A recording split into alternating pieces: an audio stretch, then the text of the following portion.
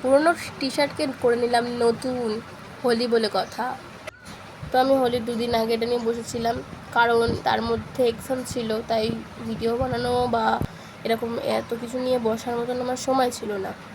এই টি শার্টটার মধ্যে এরকম স্টিকারগুলোকে আমি অনেক ওঠানোর চেষ্টা করলাম ভিডিও দেখে, কিন্তু তাও ওঠেনি। আর এটাকে আমি গোল গলা ছিল, আমি এটাকে কেটে দিয়েছি।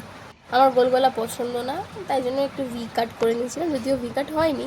তো প্রথমেই আমি ম্যাজেন্টা কালার দিয়ে এটাকে ছাপ দিয়েছিলাম, দেখো উঠতেই চাইছিল না।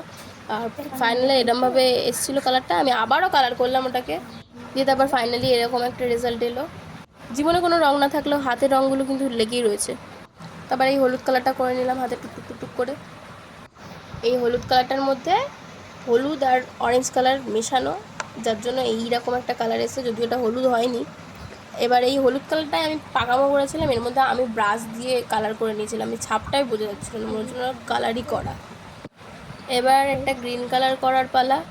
আমি তো এটাকে খুলতেই পারলাম না, অনেক দিন হয়ে গেছে এটা খোলা হয়নি, যার জন্য আর মাটি গেছিলো, আর এইভাবে খুলতে কি ভেঙে গেছে দেখছি। তো সবুজ কালারটা আমি করে নিলাম হাতটাতে পুরো করে নিয়ে এই চুপ করে ছাপ দিয়ে দিলাম।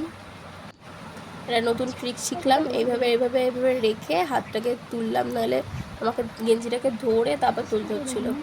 আর কোনো ফেব্রিক কালার ছিল না, যার জন্য আমি অয়েল পেন্টিংয়ের কালারগুলো নিলাম। এখানে একটা ব্লু করেছিলাম, এই যে দেখছে একজন আমাকে এরমভাবে। তো ফাইনালি এরকম দেখতে হয়েছে টি শার্টটা। ভেবেছিলাম এটা পরে ফটো তুলবো, কিন্তু ফটো আমি তুলতে পারিনি, এরকম অবস্থা হয়ে গেছিলো। তো ভালো লাগলে ভিডিও একটা লাইক করো।